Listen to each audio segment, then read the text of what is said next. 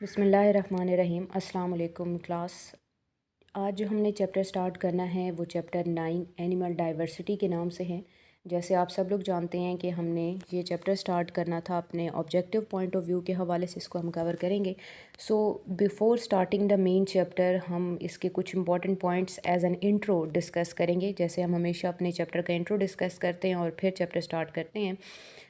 ये जो पूरा चैप्टर है ये कवर करता है किंगडम एनिमेलिया को। इसमें सबसे पहले आपको एनिमल्स की क्लासिफिकेशन के हवाले से बताया जाएगा कि किन क्राइटेरिया की बेस पे इनकी क्लासिफिकेशन की जाती है और उसके क्या मोड ऑफ़ एक्शंस होती हैं, किस तरह से उन चीज़ों को हम यूटिलाइज़ करते हैं डिफरेंट जो है हमारे वे ऑफ़ कम्युनिकेशन के अंदर। या इस चैप्टर में आप ये चीज़ देखेंगे कि डिफरेंट जो एनिमल फाइलम्स हैं, जो कि आप एज एन एग्ज़ाम्पल अब तक मैट्रिक में भी पढ़ चुके होंगे डिफरेंट बुक्स के अंदर, या इसी जो है अपनी बायो की बुक के अंदर भी आपने मल्टीपल एग्जांपल्स का पहले भी जिक्र किया है। इसमें जो क्लासिफिकेशन है वो हमने फ़ाइलम वन बाय वन डिस्कस करनी है और फिर उसके बाद इसमें कुछ इकोनॉमिक इम्पोर्टेंस भी है। ये चैप्टर आप प्रिपेयर करेंगे अपने ऑब्जेक्टिव के लिए, क्योंकि इसमें आपके मेजर जो पार्ट है वो ऑब्जेक्टिव का है, एमसीक्यू का है। 3 से 4 टॉपिक ऐसे हैं जिनमें से शॉर्ट क्वेश्चंस भी आते हैं, यानी राउंड ऑफ आपके ऑलमोस्ट 5 to 8 शॉर्ट क्वेश्चन जहाँ से इस चैप्टर से बनते हैं। लेकिन मेजर आपने इस चैप्टर को जो प्रिपेयर करना है वो इम्पोर्टेंस आप रखेंगे ऑब्जेक्टिव के पॉइंट ऑफ व्यू से। अपने लेक्चर का स्टार्ट करते हैं हम सबसे पहले इसकी एनिमेशन जो मेन एक टर्मिनोलॉजी है इस एंटोमोलॉजी से स्टार्ट करते हैं। द वर्ड एनिमल किंगडम, जैसे कि स्क्रीन पे आपको शो हो रहा है एनिमेलिया लिखा हुआ है। ये जो वर्ड एनिमेलिया है, अगर हम इसकी बात करते हैं तो ये वर्ड एनिमेलिया एक लैटिन वर्ड एनीमिया यानी कि ब्रीथ या सोल से डिस्कवर किया गया है, डिस्क्राइब किया गया है। यानी ये एक लैटिन वर्ड है जिसका मतलब होता है कि ब्रीथ या सोल, यानी ऐसे तमाम लिविंग ऑर्गेनिज्म जो कि ब्रीथ कर सकते हैं, सांस ले सकते हैं, या जिनकी सोल मौजूद है, तो उनको हम एनिमेलिया के अंदर इंक्लूड करते हैं। इसके अलावा इसमें जैसे कि आप देख सकते हैं यहाँ पर लिखा हुआ है कि जितने भी एनिमल्स हैं, चाहे वो आप लोअर ऑर्गेनिज्म यानी इनवर्टिब्रेट्स की बात करते हैं, जिनमें फॉर एग्जांपल स्मॉल वर्म्स आते हैं, स्नेल्स आते हैं, लार्ज वर्म्स हैं, इंसेक्ट की स्पीशीज़ आती हैं, या हमारे पास एकाइनोडर्म्स की स्पीशीज़ हैं, तो वो सारे इनवर्टिब्रेट्स में आते हैं और लार्ज ऑर्गेनिज्म वर्टिब्रेट्स भी इनमें इंक्लूड किए जाते हैं। बेसिकली ये जो इनवर्टिब्रेट और वर्टिब्रेट की टर्म है ये इस वजह से यूज़ की जाती है कि ऐसे ऑर्गेनिजम्स जिनके अंदर वर्टिब्रल कॉलम एब्सेंट होती है, यानी उसमें वर्टिब्रल कॉलम बैकबोन एब्सेंट होगी, तो उनको हम इनवर्टिब्रेट्स का नाम देते हैं, जिसमें लोअर एनिमल्स आते हैं। और हायर एनिमल्स को क्लासिफाई किया जाता है under the heading of vertebrates, जिनमें fishes, amphibians, reptile, birds and mammals आते हैं। यानी ये एक ऐसे ऑर्गेनिजम्स हैं जिनके अंदर वर्टिब्रल कॉलम मौजूद होती है। That was about the brief intro of animalia according to our book. हम उसके मुताबिक चलेंगे।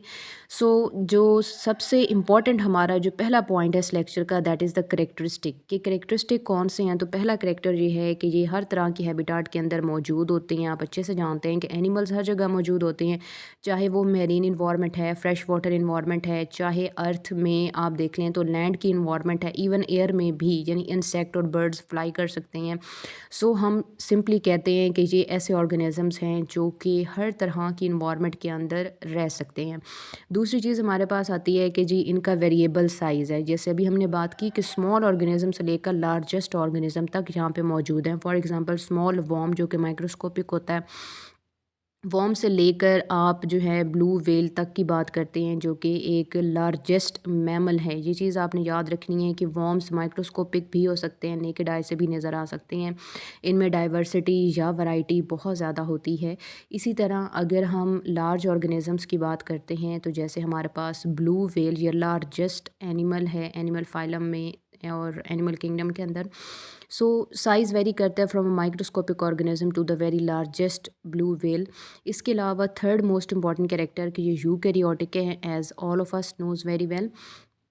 मल्टी सेलुलर ऑर्गेनिज्म है, इंजेस्टिव हिट्रोट्रॉफ्स। जब हमने 5 किंगडम क्लासिफिकेशन सिस्टम पढ़ा था चैप्टर 7 के अंदर, तो तभी हमने ये चीज़ डिस्कस की थी कि 5 किंगडम क्लासिफिकेशन सिस्टम में हमने ये कहा था कि किंगडम जो एनिमेलिया है उसमें यूकैरियोटिक मल्टी सेलुलर इंजेस्टिव हिट्रोट्रॉफ्स आते हैं। इंजेस्टिव का मतलब है यानी ये फूड को इंजेस्ट करते हैं, यानी ऐसे ऑर्गेनिज्म जो फूड को इंगल्फ करेंगे, फिर उसको अपनी डाइजेस्टिव कैविटी में ले जाते हैं, वहाँ पर इसकी जो है डाइजेशन की जाती है। अब higher organism organism, for example हमारे अंदर तो स्टमक एज आ ऑर्गन मौजूद है जो कि डाइजेशन करता है। स्मॉल ऑर्गेनिज़म्स में उनकी जो बॉडी कैविटी होती है वही एज आ डाइजेस्टिव ऑर्गन काम करती है और डाइजेशन का फिनोमेना परफॉर्म करती है। सो मोटाइल ऑर्गेनिज़म है। और सबसे इम्पॉर्टेंट बात जो यहाँ पे रेड में मैंने शो की है, अच्छा ये एक बात आपने याद रखनी है कि लेक्चर में ऑनवर्ड जितने भी रेड पॉइंट्स आपको नज़र आएंगे वो बहुत इंपॉर्टेंट पॉइंट्स हैं, तो उनको आपने इसी तरह रेड या किसी भी कलर मार्कर या पेन के साथ जो है लाजमी अपने पास नोट कर लेना है, ताकि आपको भी आसानी हो कि आपने ये चीज़ें लाजमी कंसिडर रखनी है।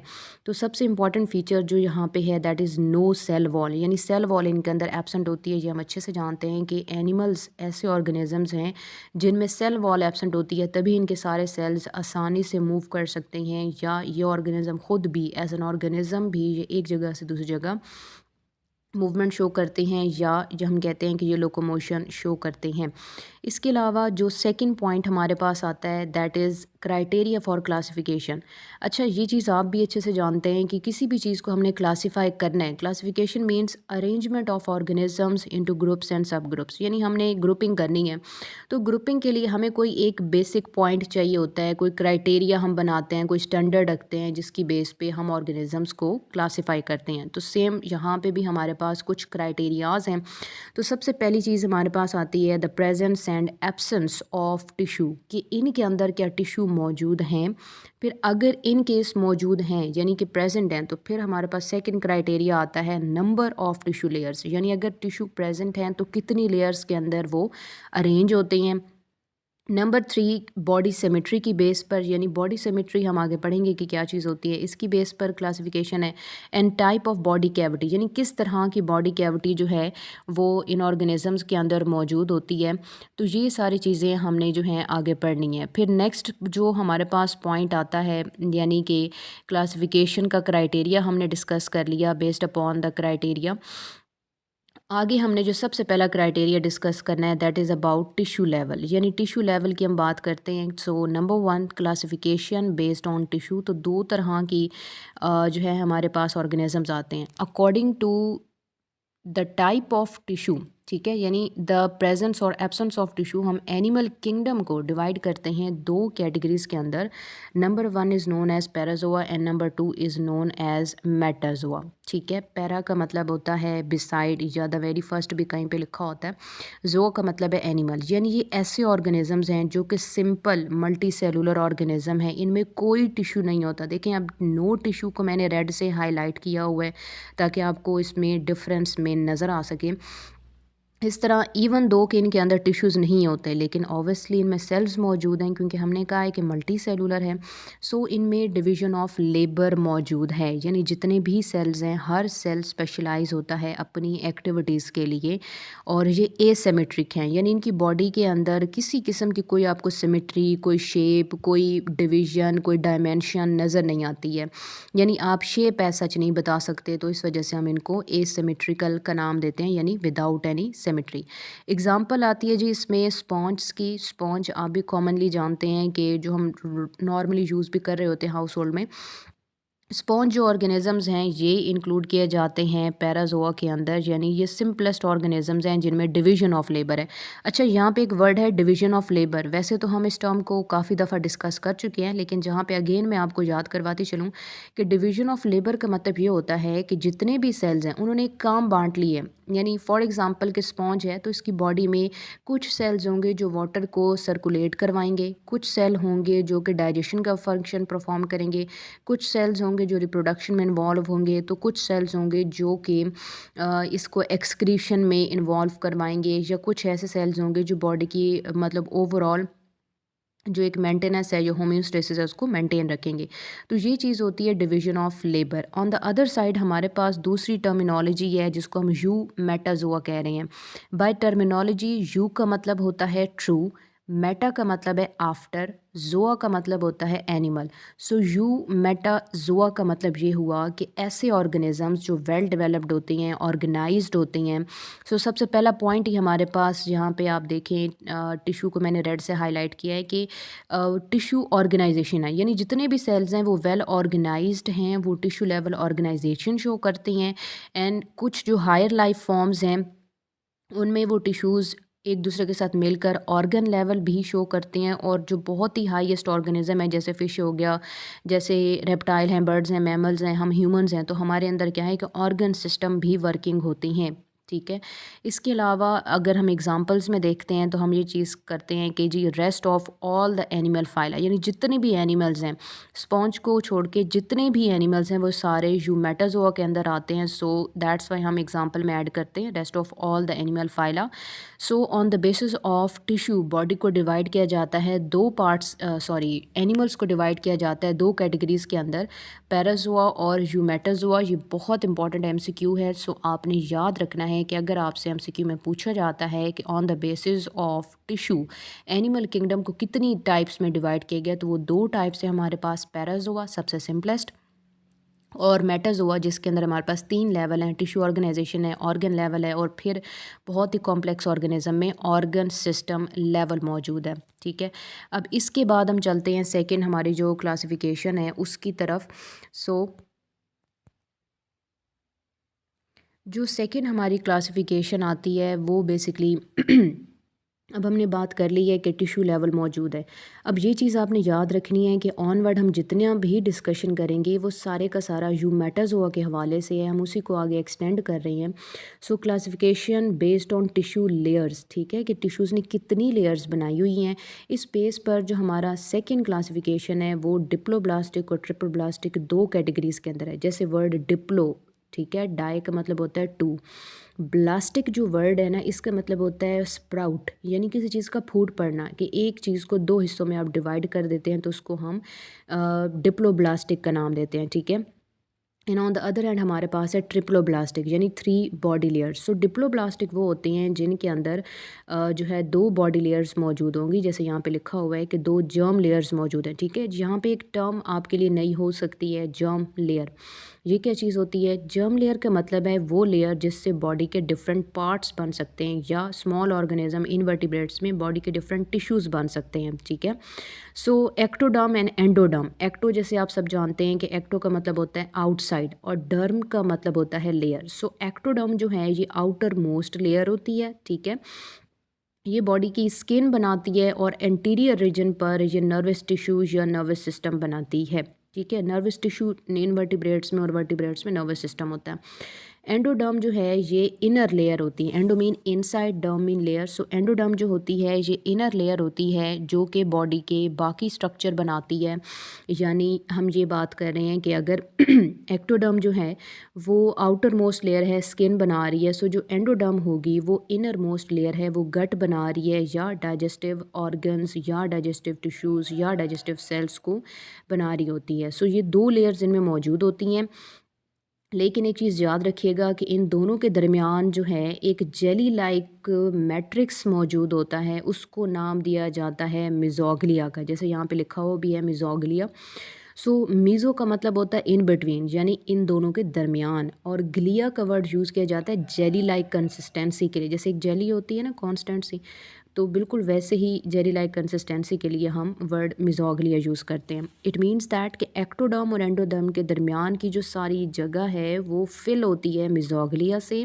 लेकिन एक बात हमेशा याद रखनी है कि वो जो सेल्स होंगे या तो एक्टोडर्म इन ऑरिजिन होंगे या फिर एंडोडर्म इन ऑरिजिन होंगे, यानी स्पेस बिल्कुल फिल होगी सेल्स के साथ, लेकिन वो या तो एक्टोडर्म में से बन के आएंगे, यानी कि नीचे की तरफ सेपरेट हो जाएंगे, या फिर एंडोडर्म से सेपरेट होकर सेंटर में अरेंज हो जाएंगे, तो उसको हम नाम देते हैं मिज़ोग्लिया का। ये टिश्यू लेवल ऑर्गेनाइजेशन शो करते हैं। ठीक है। यानी ये सिंपलेस्ट ऑर्गेनिज्म है, ये सिर्फ टिश्यू शो करते हैं, इनमें टिश्यूज़ होती हैं, नो ऑर्गन्स, यानी यहाँ पे कोई ऑर्गन नहीं है, जस्ट टिश्यू लेवल है। फिर उसके बाद हमारे पास आता है नर्व नेट। ठीक है। यानी इनमें नर्व नेट मौजूद होगा कि नर्व सेल्स होंगे वो एक दूसरे के साथ कनेक्टेड होंगे, बिल्कुल एक नेट की तरह एक नेटवर्क बनाएंगे, तो हम इसको नर्व नेट भी कहते हैं, नर्व नेटवर्क भी कहते हैं। ठीक है। लेकिन बुक में टर्म है नर्व नेट, सो आप इसी को नर्व नेट याद रखिएगा। फिर उसके बाद जो हमारे पास 6 पॉइंट यहाँ पे बनता है कि गैस्ट्रोवास्कुलर कैविटी इनमें मौजूद है। ठीक है। अब ये जो गैस्ट्रोवास्कुलर कैविटी है, वर्ड गैस्ट्रो का मतलब होता है स्टमक, वेस्कुलर का मतलब है जो फिल्ड होता है फ्लूइड के साथ। ठीक है। जैसे आप प्लांट्स में पढ़ते हैं ना वेस्कुलर बंडल्स, तो बिल्कुल वैसे ही गैस्ट्रो हो गया गट या स्टमक, वेस्कुलर हो गया फिल्ड विद फ्लूइड।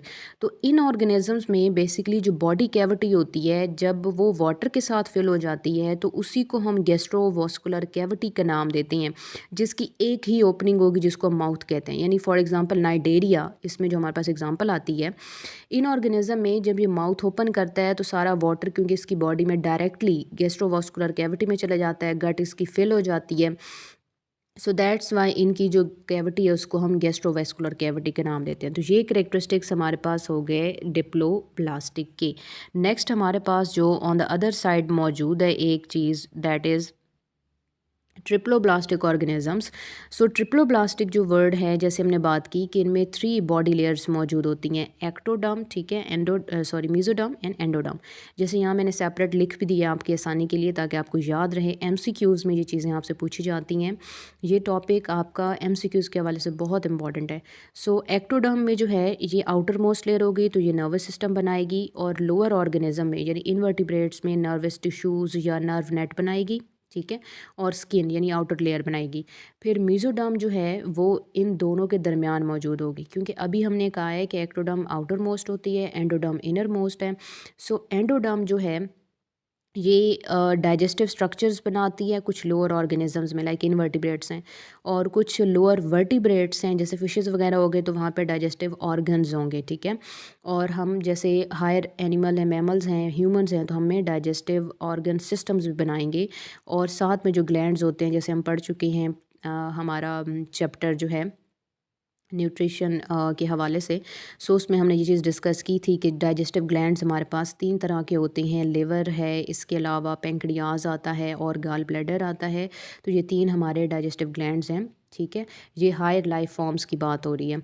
साथ ही साथ हम ये चीज़ कहते हैं कि एंडोक्राइन ग्लैंड्स। अच्छा, ये चीज़ आपने याद रखनी है कि इनवर्टिब्रेट्स में एंडोक्राइन टिश्यूज़ होते हैं जैसे इंसेक्ट्स वगैरह के अंदर हो गए, लेकिन हायर जो वर्टिब्रेट्स हैं उनके अंदर एंडोक्राइन ग्लैंड्स होती हैं। ये चीज़ आपने याद रखनी है। So outer most inner most 2 layers हो गई। सेंटर की जो हमारे पास मेसोडर्म लेयर है, ये सेंट्रल सारे ऑर्गन्स बनाते हैं, जैसे रिप्रोडक्टिव स्ट्रक्चर्स इनवर्टिब्रेट्स में, रिप्रोडक्टिव ऑर्गन्स वर्टिब्रेट में, सर्कुलेटरी स्ट्रक्चर्स इनवर्टिब्रेट्स में और सर्कुलेटरी ऑर्गन्स वर्टिब्रेट्स में। इसी तरह एक्सक्रीटरी स्ट्रक्चर्स एंड ऑर्गन और मस्कुलर स्ट्रक्चर। अच्छा, मस्कुलर सिस्टम बहुत इंपॉर्टेंट है, हम ये चीज़ मल्टीपल टाइम डिस्कस कर चुके हैं। अगेन मैं आपको याद कराती चलूँ कि जो मस्कुलर सिस्टम है इसमें हमारे बॉडी के मसल्स आते हैं, चाहे वो लॉन्गिट्यूडनल मसल है चाहे वो सर्कुलर मसल है, ठीक है। या अगर हम ह्यूमंस हैं फॉर एग्जांपल, तो हमारी बॉडी के अंदर मौजूद जो स्केलेटल मसल्स हैं, चाहे वो कार्डियोवास्कुलर मसल्स हैं यानी हमारे हार्ट के मसल्स हैं, कार्डिक मसल्स, या स्मूथ मसल्स हैं, वो सारे के सारे मसल्स जो हैं वो मेसोडर्म बनाती है। तो ये चीज़ आपने याद रखनी है कि जो ट्रिप्लोब्लास्टिक है उसमें एक्टोडर्म जो होती है ये आउटर मोस्ट है जो नर्वस सिस्टम स्किन बनाती है, एंडोडर्म जो है वो इनर मोस्ट है जो एंडोक्राइन ग्लैंड्स डाइजेस्टिव स्ट्रक्चर्स या ऑर्गन्स और ग्लैंड्स बनाती है, और मेसोडर्म रिप्रोडक्टिव सर्कुलेटरी एक्सक्रीटरी और मस्कुलर सिस्टम बनाती है, ठीक है। और सेकंड इसका हमारे पास एक पॉइंट किया है कि ये स्पेशलाइज्ड हो जाते हैं, तो स्पेशलाइज्ड टिश्यूज़ बनाते हैं इन केस ऑफ इनवर्टिब्रेट्स, ठीक है।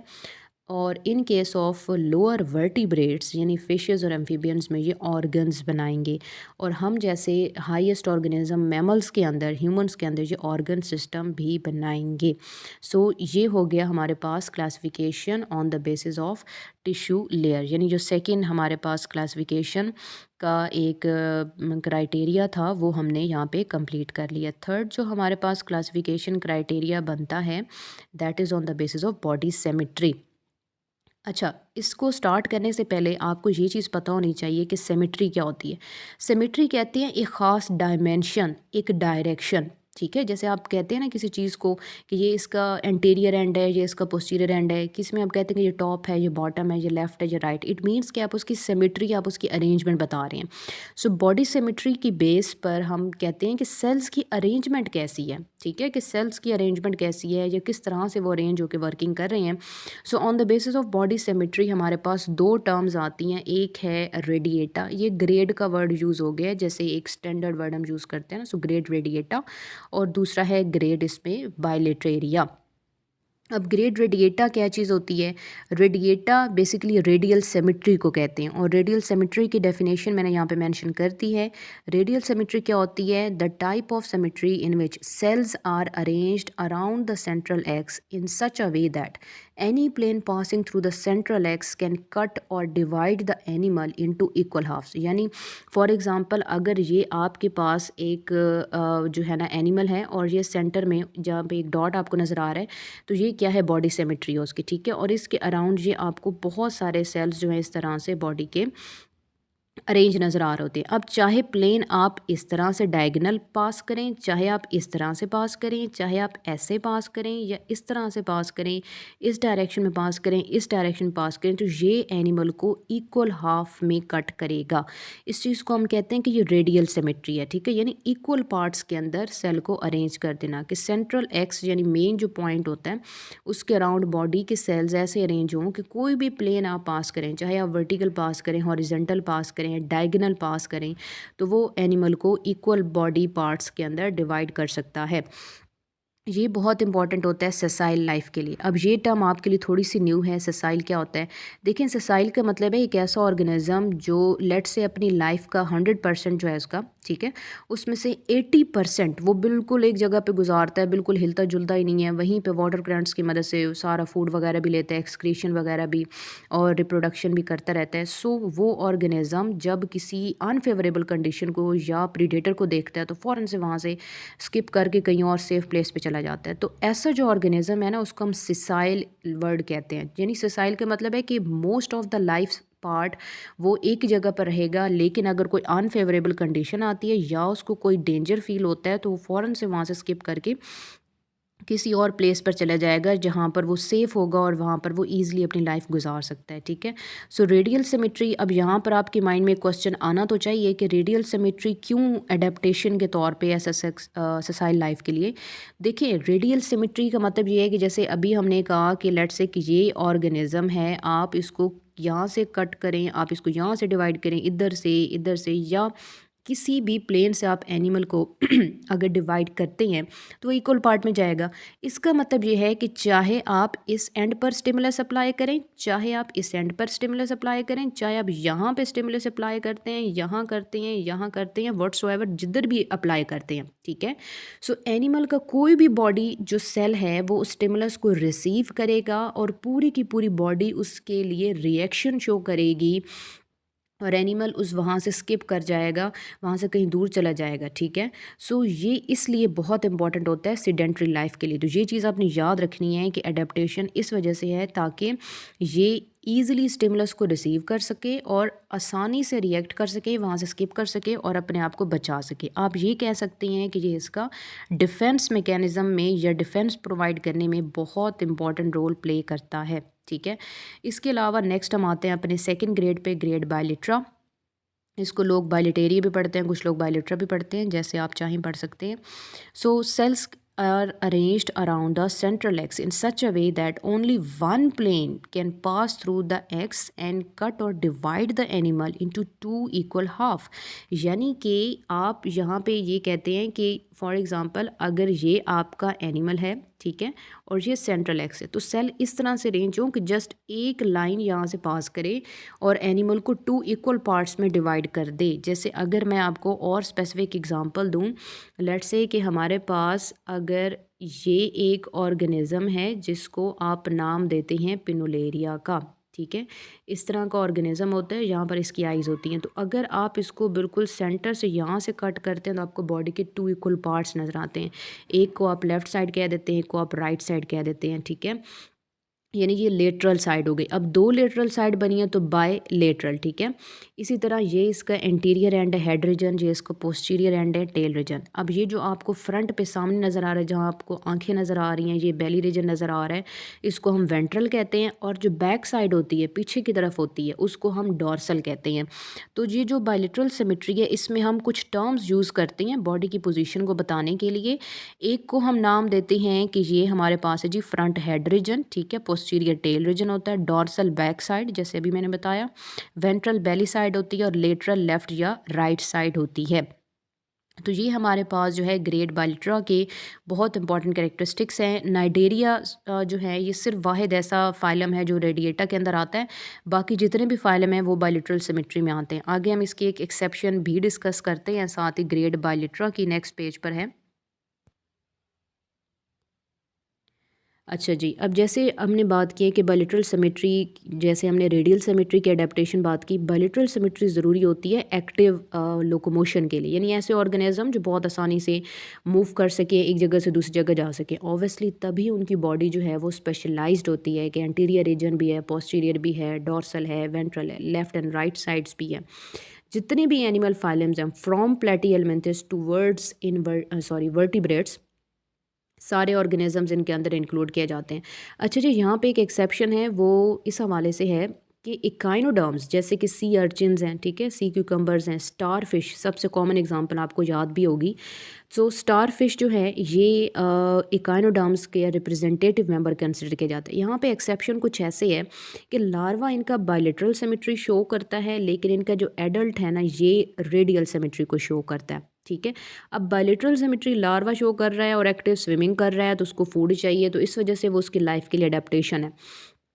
एडल्ट उसका क्योंकि ससाइल और सीडेंट्री लाइफ को शो कर रहा होता है, सो दैट्स वाई उसके लिए ज़रूरी है कि वो रेडियल सिमेट्री को शो करे।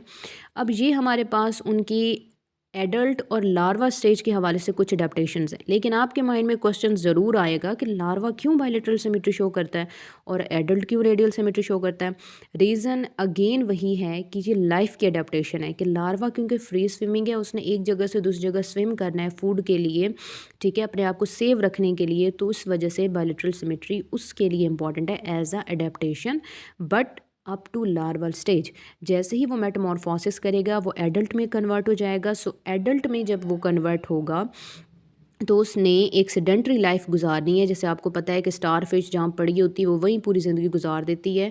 सो एडल्ट लाइफ के लिए सेडेंट्री लाइफस्टाइल है। सो हमने जैसे कि आगे भी बात की है, सॉरी पहले भी बात की है, तो वो रेडियल सिमेट्री ही शो करता है। फिर उसके बाद हम आ जाते हैं जी डायरेक्टली अपनी एक और क्लासिफिकेशन के क्राइटेरिया पे, that is on the basis of body cavity.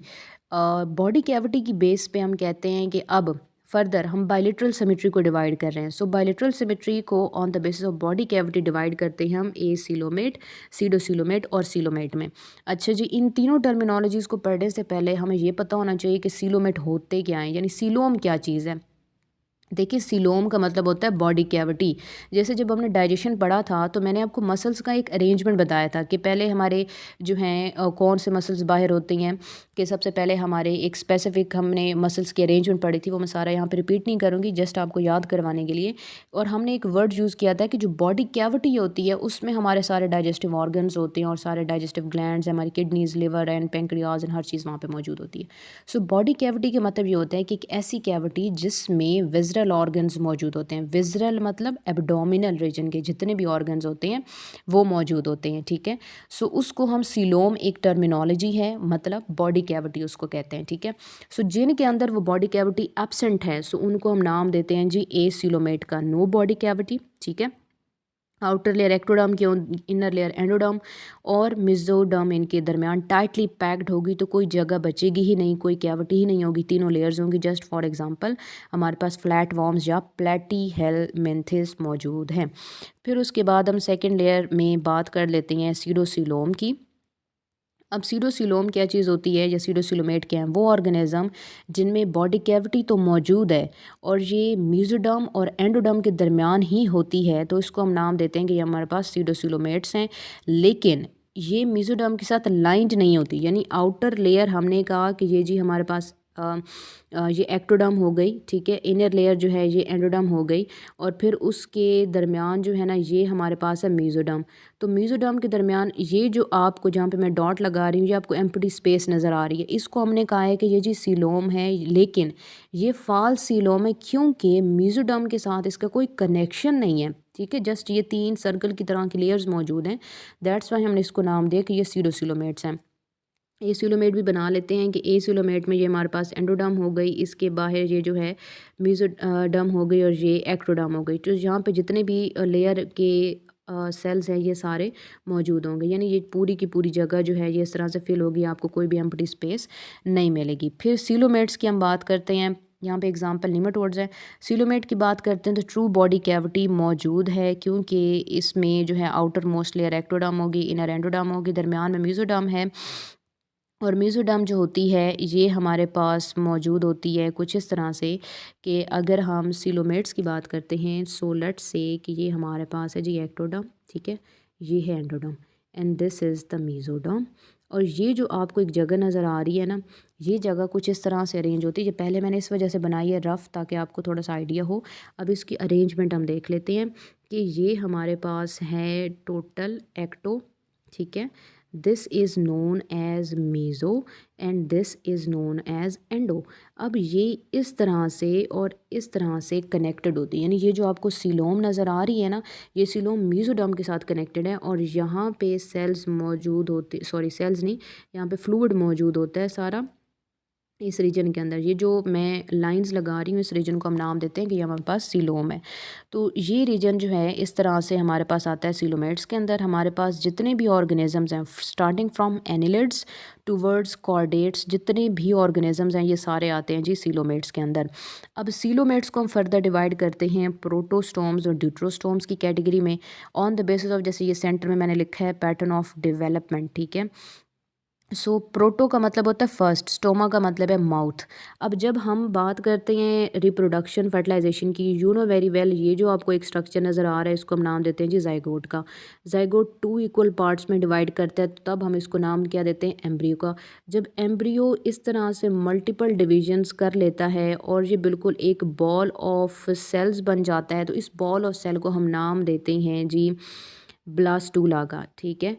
अब ये जो ब्लास्टूला होता है ये बड़ा ज़रूरी है समझना, क्योंकि ये जो ब्लास्टूला है यहीं से सारी डिवीजन स्टार्ट होती है। अब ये जो बॉल ऑफ आपको एक मैस नज़र आ रहा है सारे का सारा सेल का, तो ये जो एंटीरियर रीजन है ना, सेल यहाँ से अंदर की तरफ जाना शुरू कर देते हैं, यानी यहाँ से सेल अंदर की तरफ जाएंगे तो आपको कुछ इस किस्म की जो है ना शेप नज़र आ जाती है, क्योंकि सारे सेल यहाँ पे आ गए। अब ये सेल अरेंज होंगे तो ये फर्दर बिल्कुल इस तरह से आपको जो है ना अरेंजमेंट नज़र आती है। और हर एक सेल फिर आगे स्पेशलाइज हो जाता है कि कौन सा सेल जो है वो एक्टोडर्म का होगा, कौन सा एंडोडर्म का होगा, कौन सा मेसोडर्म का होगा। फिर वहाँ से टिश्यूज़ बनना शुरू होते हैं, ऑर्गन बनना और ऑर्गन सिस्टम बनना शुरू हो जाता है। तो ये ब्लास्टूला हमारे लिए बड़ा ही कोई ज़रूरी होता है, ठीक है। सो हम ये टर्मिनोलॉजी बेसिकली आपके लिए यहाँ तक इतना जानना ज़रूरी है ताकि आपको ये समझ आए। प्रोटोस्टोम्स जो होते हैं इनमें ब्लास्टोपोर जो है ना फॉर्म्स अ माउथ, यानी ये जो आपको रीजन नज़र आ रहा है यहाँ पे बनता है माउथ, ठीक है। और इनकी जो क्लीवेज होती है वो स्पाइरल और डिटर्मिनेट है। स्पाइरल का मतलब ये होता है कि लेट्स से कि हमारे पास ये जी सेल्स मौजूद हैं, ठीक है। तो इस तरह से जो है ना स्पाइरल, जैसे आपको पता है कि एक स्पाइरल किस तरह से ड्रॉ किया जाता है, ऐसे, और फिर ऐसे जो है ना ये सेल्स डिवाइड करते हैं। डिटर्मिनेट का मतलब है कि हर एक सेल को एम्ब्रियोनिक स्टेज पर ही लोकलाइज कर दिया जाता है कि इसने आगे जाके क्या बनाना है, कि क्या उस सेल ने नर्वस सिस्टम बनाना है, क्या उस सेल ने डाइजेस्टिव सिस्टम बनाना है, या उसने लोकोमोशन में जाना है, या उसने मस्कुलर स्ट्रक्चर बनाना है, ठीक है। अब दूसरी चीज़ आती है सीलोम, सॉरी थर्ड पॉइंट है सीलोम। सीलोम जो है वो शाइजोसीलस है, यानी स्प्लिटिंग ऑफ मेसोडर्म से बनती है। शाइजो का मतलब होता है किसी चीज़ का टूट जाना, स्प्लिट करना। सो ये मेसोडर्म के लेयर 2 इक्वल पार्ट्स में डिवाइड कर दिए तो ये शाइजोसीलस इसकी वजह से बनते हैं। लार्वा की शेप होती है ट्रोकोफोर। ट्रोकोफोर जो है ना ये बिल्कुल वैसी शेप होती है जैसे बच्चे, छोटे बच्चे खेलते हैं तो जो लट्टू होता है ना, जैसे वो घूमता है तो उसकी जैसे एक शेप होती है, बिल्कुल वैसे ट्रोकोफोर लार्वा इनकी शेप होती है। बेसिकली इसको नाम इसी वजह से दिया जाता है, ठीक है। फिर उसके बाद हमारे पास एक और चीज़ आ जाती है जी, राइट हैंड साइड पे आपको नज़र आ रही होगी, तो वो हमारे पास है ड्यूट्रोस्टोम्स। अब ड्यूट्रोस्टोम्स की जहाँ तक बात है तो ये ब्लास्टोपोर, ये वाली जो जगह है यहाँ से बनती है एनस, और इस रीजन से बनता है माउथ, ठीक है। यहाँ से बन जाएगी एनस और यहाँ से क्या बनेगा, इस रीजन से माउथ बनेगा। और ये रेडियल और डिटर्मिनेट क्लीवेज करते हैं। रेडियल क्लीवेज कहते हैं जैसे अब ये मौजूद है हमारे पास, ठीक है। तो इस तरह से रेडियल और डिटर्मिनेट, यानी प्लस का साइन जो है वो रेडियल और डिटर्मिनेट क्लीवेज को शो करता है। तो ये इस तरह से जो है ना ये इनडिटर्मिनेट क्लीवेज करते हैं, यानी यहाँ पे एम्ब्रियोनिक स्टेज पर कोई डिटर्मिनेशन नहीं है कि कौन सा सेल क्या बनाएगा। अब इसका फ़ायदा ये होता है कि इवन जैसे हमने बात की थी एक दफ़ा कि आप 2 सेल स्टेज पर इसको सेपरेट करें तो ये आपको 2 कंप्लीट ऑर्गेनिज्म बना के देगा, ठीक है। अगर आप इसको 4 सेल स्टेज पे सेपरेट करते हैं तो 4 कंप्लीट इंडिविजुअल्स आपको मिलेंगे। अगर आप इवन 8 सेल, 16, 32 सेल स्टेज तक अगर आप इनको सेपरेट कर लेते हैं, तो ये in case of invertebrates as well as vertebrate आपको कंप्लीट ऑर्गेनिज्म बना के देते हैं। ठीक है, तो ये फ़ायदा होता है जी इनडिटर्मिनेट क्लीवेज का, ये इनकी लाइफ अडेप्टेशंस हैं। फिर हम बात करते हैं कि यहाँ पे एंटीरोसिलस, एंटीरोसिलस का मतलब होता है आउट पॉकेटिंग। फॉर एग्जांपल ये मीज़ोडर्म है, ठीक है, और इस मीज़ोडर्म के ऊपर ना इस तरह से जो है आउट पाउचिंग होगी या आउट पॉकेटिंग होगी, वो चीज़ सेपरेट हो जाएगी। तो क्या है कि वो बाहर से जो है ना वो इस तरह से एक लेयर बना देगी जो कि फर्दर इसकी जो है बॉडी कैविटी या सीलोम बन जाती है। ठीक है, फिर उसके बाद लास्ट पॉइंट हमारे पास आता है डाईप्लूरल। डाईप्लूरल जो एक शेप है लार्वा की, जो आप याद रख सकते हैं पैटर्न ऑफ डेवलपमेंट के हवाले से। यहाँ पे हमारा लेक्चर ऑलमोस्ट कंप्लीट होता है, हमने क्लासिफिकेशन ही कवर करनी थी। अब लेक्चर की एंड पर एक समरी है ताकि आपको इस पूरे लेक्चर की समझ आ जाए कि आज हमने इसके अंदर पढ़ा क्या था। अच्छा जी, ये आपको इस पेज पर एक समरी नज़र आ रही है, तो इसको हम जो है ना डिस्कस कर लेते हैं। सबसे पहले हमने ये कहा है कि फाइलोजेनेटिक ट्री जो है ये हमने बनाया है। वैसे ये बॉटम से टॉप की तरफ होता है, लेकिन आपकी आसानी के लिए मैंने ऐसे बनाया ताकि आपको समझ आए। सबसे पहले हमने कहा कि on the basis of tissue हम एनिमल्स को डिवाइड करते हैं पैराजोआ यूमेटाजोआ के अंदर। फिर मेटाजोआ को हम डिवाइड करते हैं नंबर ऑफ़ टिश्यूज़ की बेस पर, ट्रिप्लोब्लास्टिक है, डिप्लोब्लास्टिक। डिप्लोब्लास्टिक में नाइडेरिया था। ट्रिप्लो को on the basis of body symmetry हम ग्रेड बायलेटेरिया रेडिएटा के अंदर डिवाइड करते हैं, और बायलेटेरिया को हम सीलोम की बेस पे फिर आगे सीलोमेट, सीडोसीलोमेट और ए सीलोमेट में डिवाइड करते हैं। सीलोमेट्स को हम पैटर्न ऑफ डेवलपमेंट की बेस पे ड्यूटेरोस्टोम्स और प्रोटोस्टोम्स में डिवाइड करते हैं। प्रोटोस्टोम में हमारे पास एग्जांपल मोलस्की है, एनिलिड हैं, आर्थ्रोपोड हैं। ड्यूट्रोस्टोम में हमारे पास एग्जांपल है जी इकानोडर्म्स की, हेमिकॉर्डेट्स और कॉर्डेट्स की। ये हमारा जो है ना यहाँ पे लेक्चर कंप्लीट होता है, और यहाँ पे स्क्रीन पे आपको नज़र भी आ रहा होगा कि इस टॉपिक में से जो आपके शॉर्ट क्वेश्चन आते हैं वो मैंने साथ में लिख दिए हैं, आप लोग भी नोट कर लीजिएगा। इसमें जो क्वेश्चन एक दफ़ा आ चुका है वो बायलेटरल रेडियल सिमेट्री का डिफरेंस है। दरमियान में लाइन लगाएंगे, एक तरफ रेडियल सिमेट्री के बारे में लिखेंगे, सेकेंड टाइम जो है आप दूसरी तरफ जो है वो बायलेटरल सिमेट्री नोट करेंगे। फिर सीलोमेट और ए सीलोमेट के दरमियान में डिफरेंस है। बेहतर तो ये है कि आप इन तीनों के दरमियान के डिफरेंसेस को याद रखें, आसान है, सेम पॉइंट हैं जैसे आपको बताए हैं। सबसे इम्पॉर्टेंट डिफरेंस जो है, जो बहुत ज़्यादा ऑलमोस्ट 6 टाइम्स आ चुका है, वो है यहाँ से ड्यूटेरोस्टोम्स और प्रोटोस्टोम्स का डिफरेंस। मैं आपको बुक से भी दिखा देती हूँ, डिफरेंस बुक पर मेंशन है, बहुत ज़बरदस्त पॉइंट्स हैं, आप यहीं से प्रिपेयर कर लें। इन केस आपको लेक्चर की समझ नहीं आती तो आप क्वेश्चन कर सकते हैं, यू मे आस्क। अच्छा जी, ये हमारी बुक है, ये मैंने आपको जो है शो करवानी थी ताकि आपको आसानी हो बुक से पढ़ने में। ये एनिमल्स करेक्टरिस्टिक्स हैं जो हमने डिस्कस कर लिए, ठीक है। फिर उसके बाद ये स्केलेटन और circulatory reproductive system and all that, ठीक है। ये आपकी बुक के अंदर मेंशन नहीं होगा, आई नो वेरी वेल।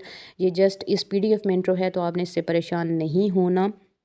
आपकी बुक में ये यहाँ से शुरू हो रहा है, क्राइटेरिया फॉर एनिमल क्लासिफिकेशन। तो सबसे पहले आप देखें कि उन्होंने क्या किया, टिश्यू की बेस पे पैराजो आपको नज़र आ रहा होगा लिखा हुआ, ठीक है। उसके अलावा मेटाजो आपको नज़र आ रहा है। फिर नीचे आप देखें तो ये डिप्लोब्लास्टिक में उन्होंने आपको बताया है कि ये इस तरह से जो है ना बॉडी लेयर्स होती हैं, कि आपको ब्लू में एंडोडर्म नज़र आ रही है, रेड में एक्टोडर्म नज़र आ रही है, और येलो में मेसोग्लिया नज़र आ रहा है, जिसने सारी जगह फिल कर रखी है, सेम वैसे जैसे हमने डिस्कस किया है।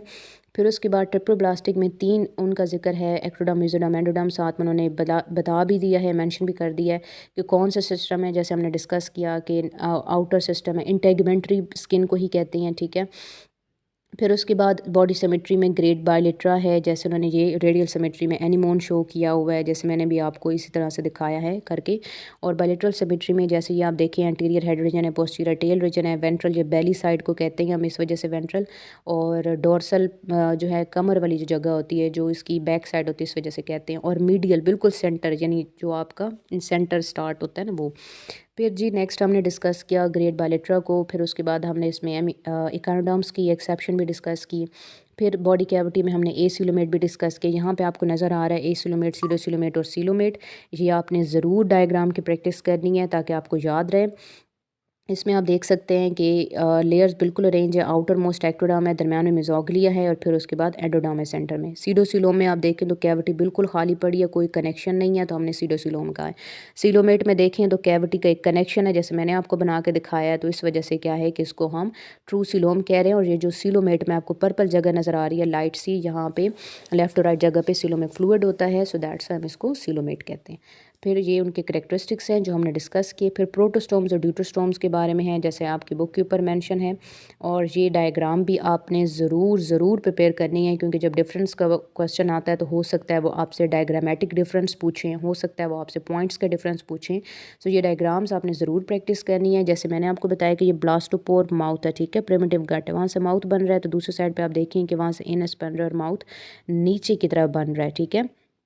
यहाँ पे शाइज़ोसीलस है कि सीलोम डिवाइड कर म्यूजिडम डिवाइड कर रही है, तो लेफ़्ट और राइट पे आपको नज़र आ रही है। और एंटीरोसीलस में आप देखें तो नीचे बिल्कुल जो है ना एक ख़ास एक शेप बनी हुई है और आउट पॉकेटिंग हो रही है पिंक कलर में, तो जाके आगे ये मीज़ोडर्म जो है आगे बनाएगी साथ में ये सीलोम, ठीक है। फिर ये आपको सारे का सारे एक क्लासिफिकेशन का जो है ना ट्री नज़र आ रहा है, ये बना हुआ है, ये काफ़ी इंपॉर्टेंट है। इसके साथ एक और पेज भी है डिफरेंस का, वो भी मैं आपके साथ शेयर कर देती हूँ, यहाँ से आप बेशक नोट कर लें, तो बहुत अच्छा प्रोटोस्टोम ड्यूटोस्टोम का डिफरेंस है उसमें। ये जो आपको पेज नज़र आ रहा है, कंपैरिजन ऑफ प्रोटोस्टोम्स एंड ड्यूटोस्टोम्स, ये बहुत इंपॉर्टेंट पॉइंट्स हैं, आप यहीं से इसको नोट कर लें, आपको आसानी रहेगी, ठीक है। सेम टू सेम आपने डिफरेंस के पॉइंट अच्छी तरह से याद रखने हैं, एग्जांपल्स भी आपकी मेंशन है, क्योंकि ये डिफरेंस अब 5 to 6 टाइम्स आ चुका है, तो ये बहुत इंपॉर्टेंट पॉइंट है, तो ये आपने ज़रूर याद रखना है। किसी किस्म की कोई कन्फ्यूजन हो तो आप डिस्कस कर सकते हैं ग्रुप में।